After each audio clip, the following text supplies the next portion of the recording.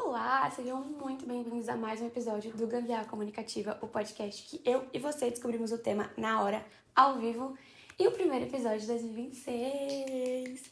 Gente, tivemos um recesso não avisado. Eu não postei nas últimas 2 semanas, na primeira semana do ano, na última semana do ano, porque eu posto na quarta e o Natal e o Ano Novo caíram numa quarta-feira. Eu falei, quem vai querer me escutar no Natal e no Ano Novo? Então eu peguei o recesso que eu tive no escritório pra também ficar de recesso da criação, de tudo. Postei só umas coisinhas no Instagram. Se você não me segue no Instagram, vai lá me seguir também. Aviso! Estamos no YouTube agora, novidade para 2026. Vou postar no YouTube também, então se você quiser ver o meu rosto, minhas expressões, enquanto eu falo por aqui, estarei no YouTube também. E se você tá no YouTube agora, é a primeira vez, seja muito bem-vindo, que sorte que você me encontrou. Bom, queridos, vamos lá falar com o nosso chat, ele já está aberto aqui, para ver o nosso primeiro tema de 2026. Gente, olha isso. A pressa de dar certo e o medo de dar errado. Foi uma coisa, ontem eu estava vendo os conteúdos que eu já tinha programado para 2025 e que por algum motivo eu não gravei, não saíram, enfim.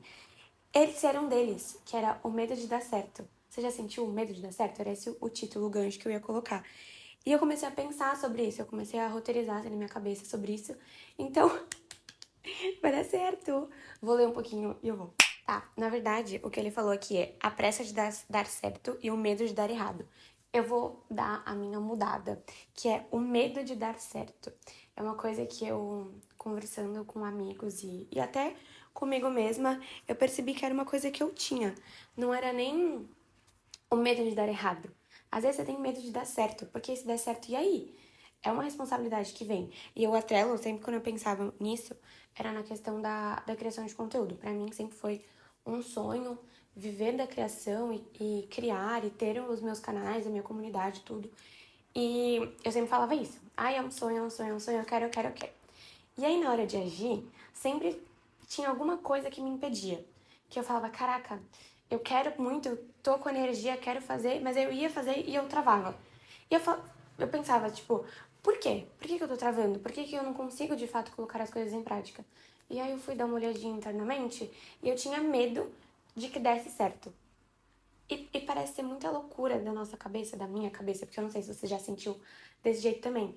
Mas eu tinha um receio do, tá bom, vai dar certo e isso vai se tornar uma responsabilidade muito grande. Porque, querendo ou não, a partir do momento que seu sonho dá certo, ele custa, o seu erro custa muito mais caro.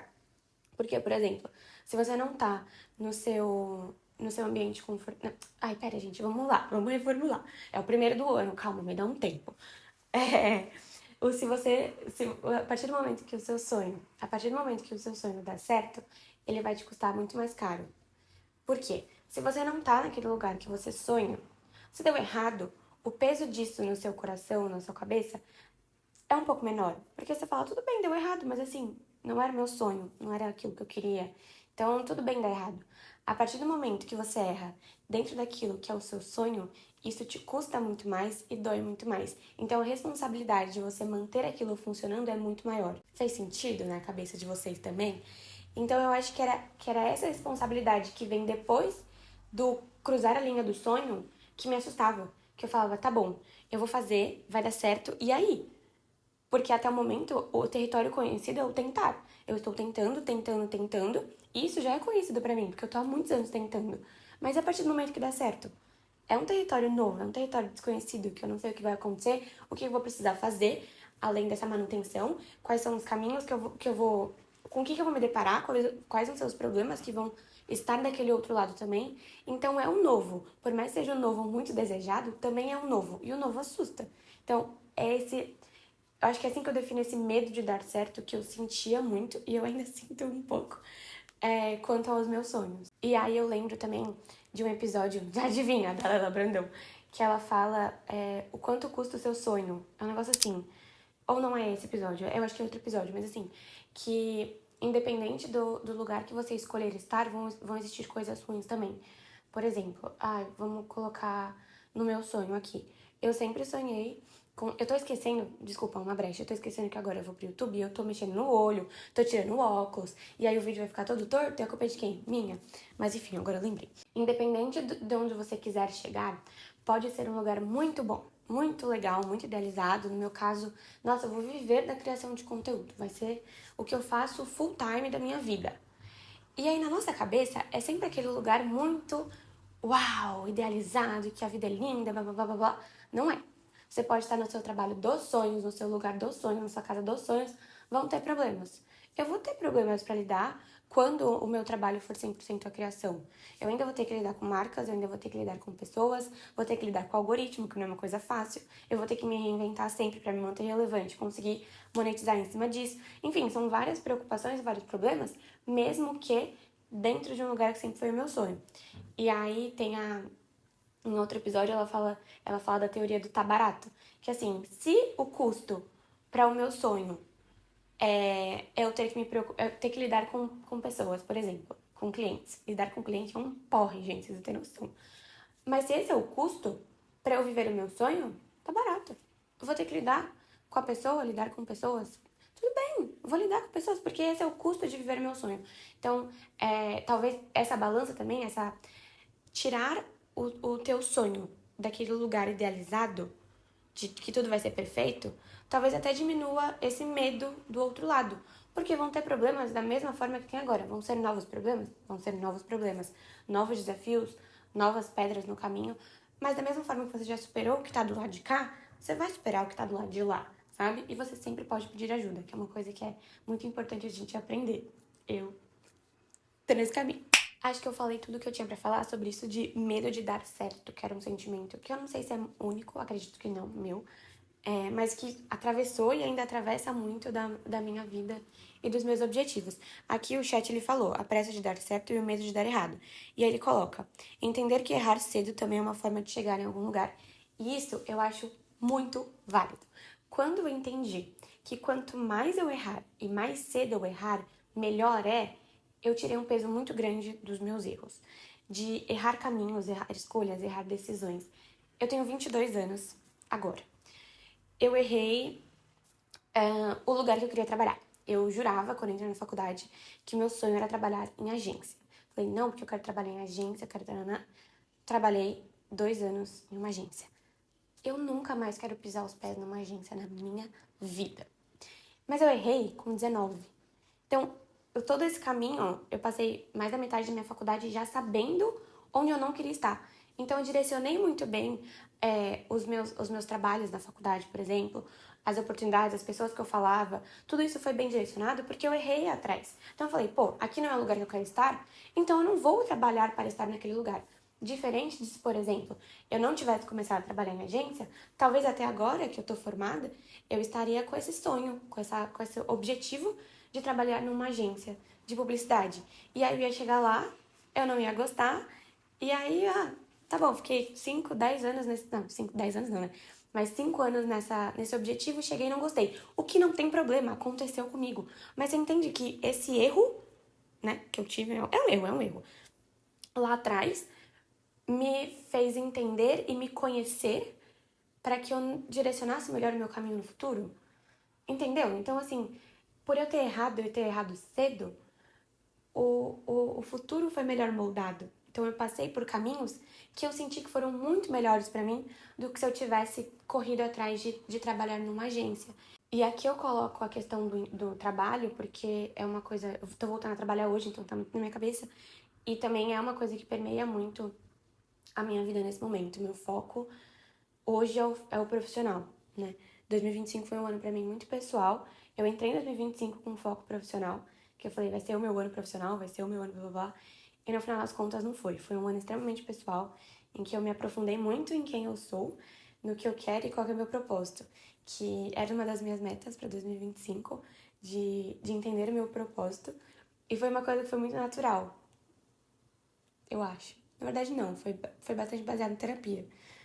Foi com certeza bem baseado em terapia eu ter ido por esse caminho. Mas foi muito bom. Então, o ano que era pra ser extremamente profissional, ele acabou se tornando bem pessoal, né? Então, esse ano 2026 o meu foco vai ser profissional, agora que eu sinto que eu tenho mais base de mim pra fazer escolhas pra vida que eu quero, profissionalmente, né? Então eu tô trazendo muito essa coisa do profissional, porque é o que faz sentido pra mim hoje, mas você pode aplicar o que eu tô falando em diversas áreas da sua vida, né? E aí eu me perdi no que eu tava falando, obviamente, né? Uma outra coisa que eu vi também foi uma menina no TikTok que eu sigo, uma diva. Ela mora no Canadá e trabalha na Sephora. E ela falou assim, esse ano eu quero receber 50 nãos. Aí eu falei, caralho, isso é muito genial. Porque pra você receber 50 nãos, você tem que ter tentado alguma coisa pelo menos 50 vezes. Eu falo, mano, isso é muito foda. Porque se você tentou cinco, se você pra receber 50 nãos, no mínimo 50, mas você vai correr atrás do sim. Então você vai tentar muito mais do que 50 vezes. E outra, você ter essa coisa do não ir pra uma lista, porque ela fala assim: ah, eu vou tentar 50 vezes. Se eu receber um sim, ótimo.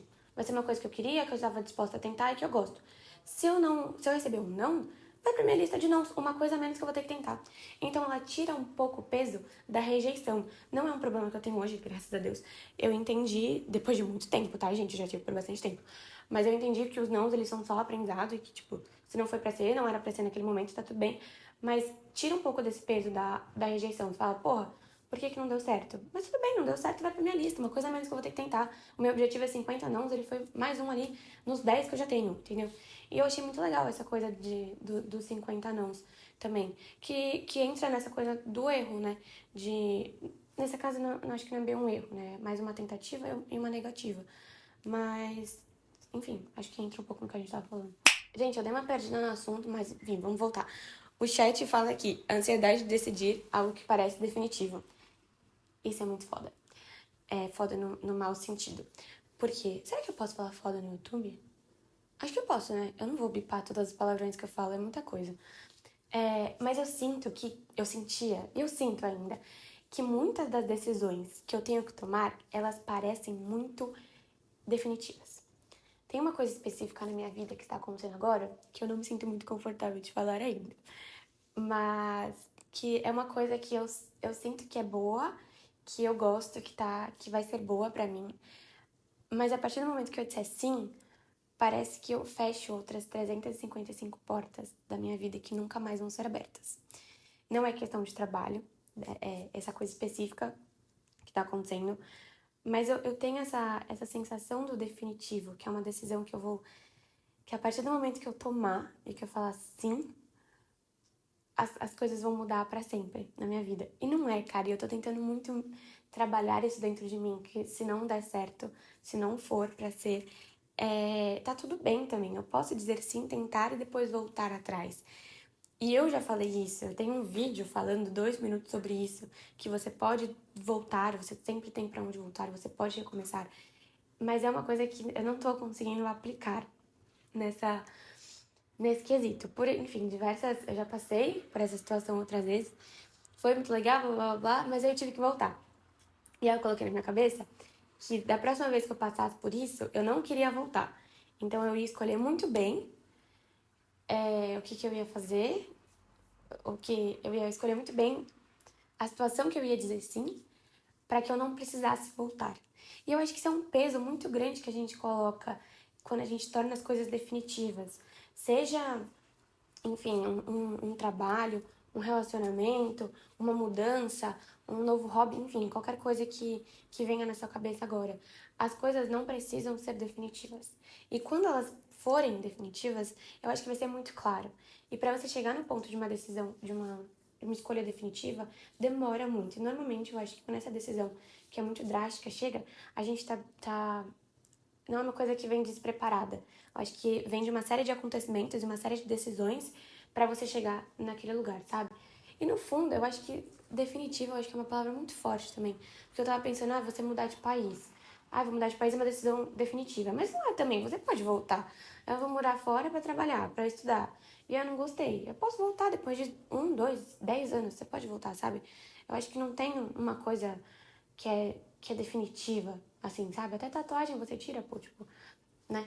Então, não sei se existe uma decisão que não possa ser repensada no futuro. Acho que não vem nenhuma decisão que não possa ser pensada no futuro. Então, essa é uma coisa legal também pra gente colocar na cabeça, tentar pelo menos, de que independente do que você escolher nesse momento, você pode voltar atrás. Você pode testar, ver se é pra você, e depois você volta. E, de novo, tira também muito do peso das decisões e dos erros que a gente tem. Que tudo bem você ir e dar errado. Não foi perda de tempo. Não foi... Você não se prejudicou por conta daquele período. Você aprendeu. Ou tudo vai ser um crescimento e um aprendizado, ou os dois. Então, você foi lá, deu errado, não foi do jeito que você pensou, volta 2 casinhas e aí você vai para outro caminho, sabe? Então, eu acho que é muito pesado e muito injusto a gente colocar esse peso da, de não ter volta em cima do que a gente decide, principalmente quando a gente é novo, porque, mano, eu não sei nada da vida.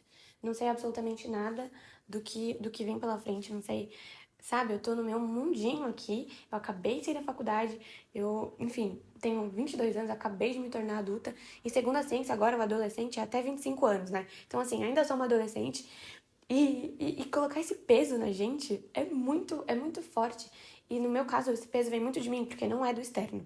O externo, principalmente na minha família, não existe peso nenhum colocado em cima de mim. É simplesmente eu que tô fazendo isso comigo mesmo. Então é uma reflexão interessante pra gente ter quando a gente sente que existe alguma decisão, alguma coisa que a gente tem que fazer que esteja tomando esse lugar, se colocando enquanto definitiva. Muitas das vezes não é. E eu vou tentar aplicar isso para essa decisão que eu preciso tomar. A gente também tem uma pressa muito grande em fazer as coisas acontecerem. E isso vem muito do bombardeio de informações e vidas perfeitas que a gente tem diariamente. Ai, que clichê falar que a culpa é do tempo de tela. A culpa de tudo é do tempo de tela. Gente, depois que você entende isso, você começa a ver coisas na sua vida que você enxergava como errado, que na verdade não estão erradas. É que você está se espelhando em pessoas que não tem nada a ver com a sua realidade. É como se você fosse correr uma corrida contra o Bolt. Mano, você vai perder. Por quê? Porque o cara tá, sei lá quanto tempo treinando. Ele já tem um passado muito melhor estruturado para aquela corrida. Então, pessoas que têm condições financeiras melhores que a sua, ou que tiveram oportunidades que você ainda não teve, você se comparar com elas é injusto pra você, primeiro de tudo. Segundo, você só se compara porque você fica muito tempo no celular. Porque não tem como a gente culpar o Instagram, o algoritmo. Ah, porque é o algoritmo que faz. Gente, o algoritmo não vai mudar. Sinto em dizer pra você. Porque é exatamente o que ele quer. Que você fique lá o máximo possível de tempo se comparando e se sentindo mal consigo, porque eles vão te vender uma solução milagrosa pra você se sentir bem. Não vai mudar. Então a culpa é tua. Para de ficar no celular. Eu estou nessa meta de diminuir meu tempo de tela pro lazer. Porque o meu tempo de tela é muito alto porque eu trabalho com isso. Então eu preciso ter um consumo ativo de conteúdo para embasar os conteúdos que eu produzo profissionalmente, né? Então, o meu consumo de conteúdo ativo, ele faz parte da minha profissão. Mas eu me policio muito para quando eu chego em casa, vou deitar na cama, eu não ficar só scrollando o TikTok, só scrollando o Instagram. Não, eu vou jogar um jogo. É tempo de tela? É, mas não é aquele tempo que vai me fazer eu me comparar muito e enxergar vidas que são perfeitas, que não são, mas são vidas perfeitas e fora do que eu tenho hoje, não vão me fazer estar nesse lugar, né? Então, é uma dica pra vocês, diminua o tempo de tela, porque de fato a culpa é dele, de tudo. Sono ruim, ansiedade e comparação, e você se sentir um lixo, é culpa do tempo de tela. Diminua o seu tempo de tela. Toma essa bronca. Mas o que eu ia falar é que é injusto você se comparar com pessoas que tiveram acesso a muitas outras coisas antes de você. E aqui eu vou colocar outra frase clichê. Não tem como você estar atrasada para sua própria vida. Ah, e também, super clichê, caramba, todo mundo fala isso. Mas é verdade. Não, não tem como alguém estar à frente de você ou atrás de você.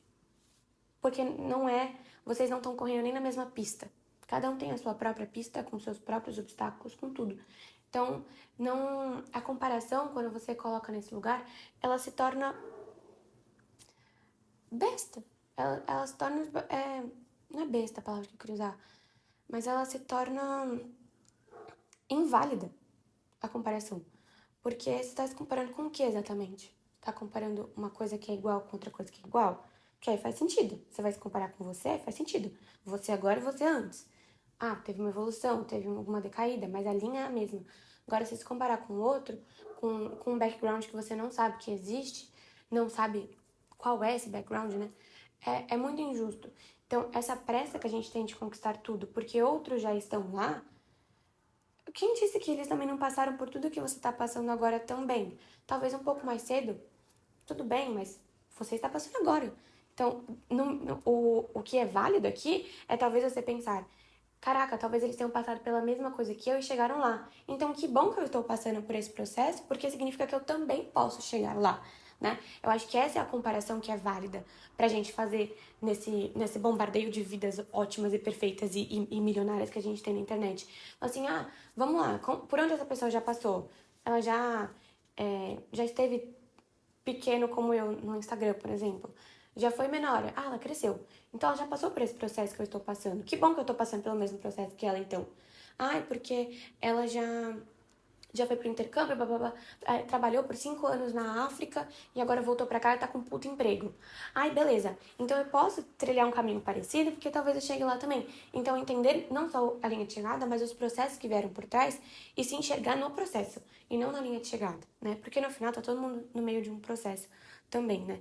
Então essa comparação e essa pressa de chegar lá, às vezes eu me vejo nesse lugar e eu acho muito inválido a gente se colocar nessa posição de comparação extrema com backgrounds e vidas que a gente não faz ideia do que veio por trás, né? Bom, galera, pra resumir tudo o que falamos hoje, não tem tempo pra você conquistar suas coisas, você pode ir lá, fazer, voltar, ou vai ser aprendizado, ou vai ser sucesso, ou vai ser os dois, de duas uma, não, de três uma, ou duas, enfim.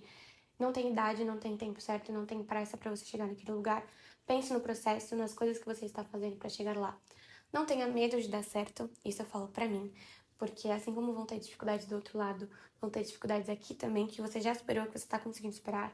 Então, faz, vai, e tenta ver se não é isso que tá te impedindo, esse medo do outro lado do sucesso, que tá te impedindo de fato trabalhar pra alcançar esse sucesso e esse lugar. Que mais que a gente falou? Errar também é uma forma de aprender, então erre e erre e erre, tenha quantos nãos forem precisos, tantas experiências que você achar que sejam válidas para você se conhecer e saber dizer seus nãos também, né? Assim como os outros vão dizer não pra você, você também se conhecendo e errando e se colocando em lugares que às vezes deram errado, é onde você vai se conhecer e ter bagagem para dizer os seus nãos e se colocar em situações cada vez melhores e que estejam cada vez mais alinhadas com o que você é. Bom, é isso, gente. Ficou um episódio um pouco confuso, acho, porque eu não tô conseguindo alinhar as ideias ainda. Eu voltei hoje pra vida normal, passei 2 semanas indo pra praia, bebendo caipirinha. Então, vamos perdoar um pouquinho a Tatiana. Semana que vem já estaremos normais, se Deus quiser, né? O que eu vou recomendar pra vocês hoje, gente?